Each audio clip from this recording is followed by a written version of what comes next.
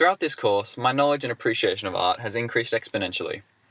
After starting my junior year with rather artistically naive works concerning globalization and inequality, I soon took a keen interest in the Dada movement and conceptual art. After learning about Plato's theory of forms in my theory of knowledge classes, the idea that the concept behind an artwork takes precedence over the physical creation was an idea that strongly appealed to me. This idea that Dada and conceptual art was also part to blame for the many sleepless nights I spent asking myself, what is art? A question that became an obsession and a theme of my exhibition. In my exhibition, I aimed to diversify the media with which I worked, ranging from limestone to 3D printing filament. I did this so that I may vary my skills and not focus solely on perfecting my ability to work with one particular medium. The main focus of my exhibition is to explore the line between what is art and what is nothing. I aim to make the audience think about this line, searching for its location and significance. Gift shop. I began my exhibition space by forcing the audience through a gift shop, a body of work that relates to the way in which galleries often avoid charging gallery goers entrance fees. In my gift shop, I am selling numerous 3D printed copies of Duchamp's famous work, Fountain. Some unsigned, for the price of $1.19, some signed Armut 1917, for the significant price of $1,917, labelling the prices in a Dada-esque font. The heightened price of the signed urinals next to the blank ones highlights the difference between the value of a urinal and the value of a conceptual work like Fountain, or rather, the difference in price of these two objects. Due to the fact that Duchamp moved to America to further his artistic career and escape the Parisian reminders of World War I, some of these urinals are printed in green, the colour of American money. This colour symbolises my ability to profit from works not created by my own hands, such as Duchamp did with his famous ready-mades. Here I am also using repetition to detract meaning in the way comparable to that of Andy Warhol. Throughout my exhibition, all 25 of my unsigned urinals were sold to my audience, allowing me to make my first income as an artist. The concept of turning Duchamp's anti-art statement of Fountain into nothing became a prominent theme of my exhibition. Refresh. Refresh comments on the negative externalities of globalization. The hanging Coca-Cola cans act as a contemporary Chinese lantern, remarking upon the muting of culture at the hands of global companies like Coca-Cola. After determining that a box cutter was an ineffective method of cutting the slits, I moved to using a Dremel drill to cut the cans, which proved far more efficient. The colour red symbolises luck, wealth, and wards away evil in Chinese culture, an ironically common element between the cultural item and the cans. I chose to display my body of work above the gift shop, as Chinese red lanterns now often hang around shopping stalls such as the gift shop. I find the work visually interesting, as the light gleaming through the reflective aluminium creates a welcoming atmosphere to the front of my exhibition, making the audience more likely to pay for the items in the gift shop below. As this was one of my earlier works, it was not inspired by any particular artist or movement, but rather influenced by culture. Although this work did not require significant technical skill, I did have to make important structural and curatorial decisions in order to suspend the work from the ceiling of my exhibition space. If I were to do this work again, I would have increased the scale of the work, allowing it to span my entire exhibition space. R73945G. This work was influenced by Man Ray's L'énigme d'Isidore Ducasse and Redlands Art Prize winner Callum Morton's Cover-Up No. 1. However, I have taken a different approach by placing an object of significance to me inside the derelict steel box. Here I'm provoking the question, is the artist's promise of significance enough to make the artwork significant? Moreover, is this fiat significance enough for the object to be art? Another strong point of this work, in my opinion, is that it enables the viewer to project their own significant object into the box, as each person has a different idea of what is most important and significant to them. This means that the work is unique to each viewer. In order to create the derelict exterior aesthetic, I experimented with various rusting methods, such as galvanizing the metal in a vinegar bath, in order to rust the rust-proof stainless steel. Originally, I had planned to tell the audience what was inside the box, as all of its design and even its name and location in my exhibition are clues to what it contains. However, after falling in love with conceptual art, I found the idea of an artwork that only I knew the true meaning of extremely appealing. The visual elements of this work are nonetheless interesting, particularly the addition of the hole, which teases the viewer, tempting them to try and look inside. This intentional hole links again with Duchamp's work, in particular his famous work, Étant donné, in which he encourages the viewer to peek through a hole to reveal a confusing and disturbing image. Life drawing. As a study of the human form, my life drawing classes furthered my technical ability as I developed skills in chalk, charcoal, and mixed media drawing, learning practically the role of proportion, scale, and colour theory in depicting the human form. These drawings take time, patience, self-discipline, and often take many attempts to get right.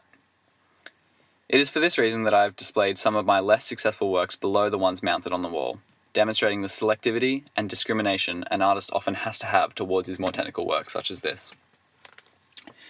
The depiction of feet and hands in these drawings were difficult to me, as I struggled with them throughout my time in class. However, I feel I've thoroughly developed my ability to judge proportions and work in tone into areas of interest. Ceci n'est pas un portmanteau. This conceptual work follows my investigation into the nature of art by creating an artwork that is, in essence, absent. As a nod to Marcel Duchamp's A Hat Rack, or Un Portmanteau, and René Magritt's famous painting, The Treachery of Images, I have chosen to make the shadow cast by the artwork the work I would like to exhibit. As the viewer looks up, they will notice the silhouette of Duchamp's fountain, imprinted with hexadecimal code that describes the famous work, shown in full in my body of work Hex, to be described later. This work challenges again the notion of art itself by saying to the viewer that art can just as well be what is not there as what is there. Another interesting aspect of this work is that it is an artwork that creates art without any additional input from the artist. So fundamentally, this perhaps is not an artwork, it's merely the shadow cast by one. Ctrl+C, Ctrl+V. This work consists of two videos, the first of which is a video of me printing out my body of work Hex, the second of which is a video of me printing out one of my fountain replications for my body of work Gift Shop.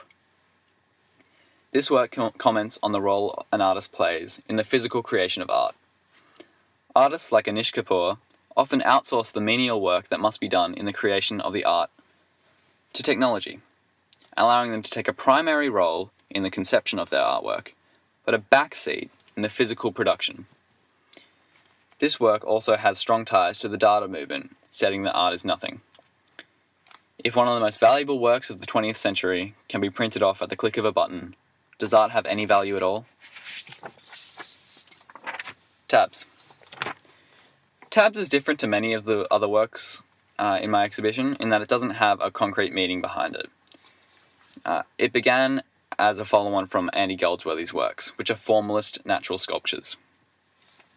In this work, however, the medium would not be natural, but instead industrial, using the tabs of soda cans to create the ruptured, impaled spherical form.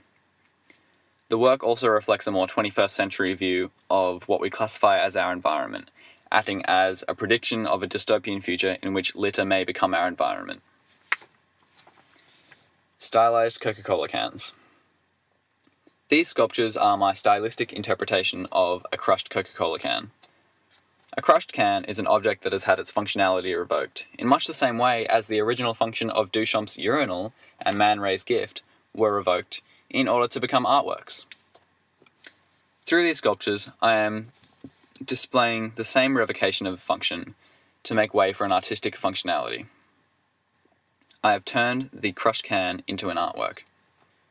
I chose to include a realistic representation of a Coca-Cola can to display my carving ability and to aid the audience in making the connection between the stylistic sculpture and the Coca-Cola can motif of my exhibition.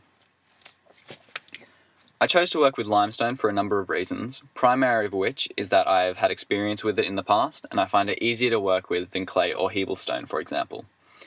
Furthermore, I found it interesting that limestone had such a rich history in Greek architecture and Egyptian construction, particularly in the Great Pyramids of Egypt. And so the irony of using this medium to depict a Western brand appealed to me.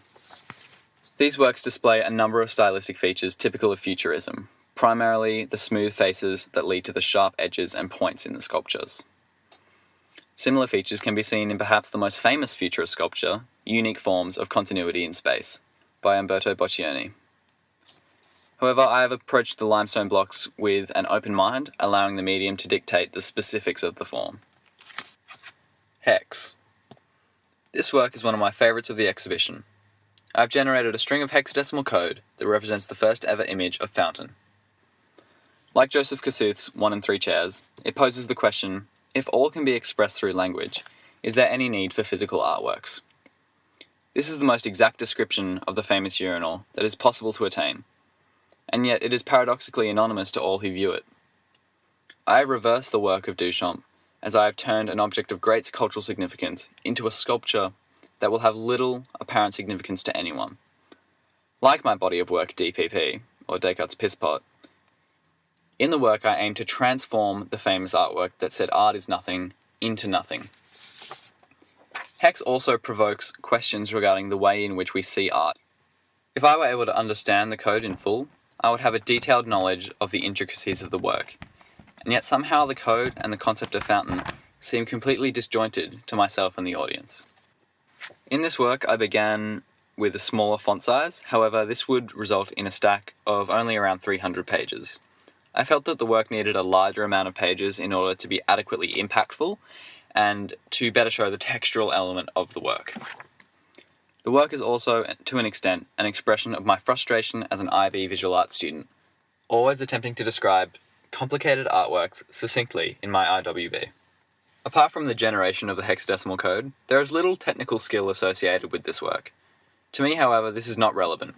The intention of my artwork was to generate new conceptual questions, and I believe that the work has been successful in this pursuit. 0 to 3 fountains. This idea came to me when I was thinking about the idea of a gallery as a single artwork, and the issues that came along with that. The hexadecimal code that surrounds the void describes the artwork, but then again so does the silhouette of the artwork. Nonetheless, could these two aspects individually be artworks, or is it the addition of these two attributes that create the third artwork in this body of work? Descartes' Piss Pot, or DPP. Descartes famously mused in his second meditation that experience comes not from perception but understanding, relating it to the changes one perceives in a ball of wax after it has been placed in the fire. Its properties change, yet the hot, melted, gloopy substance is still undoubtedly wax.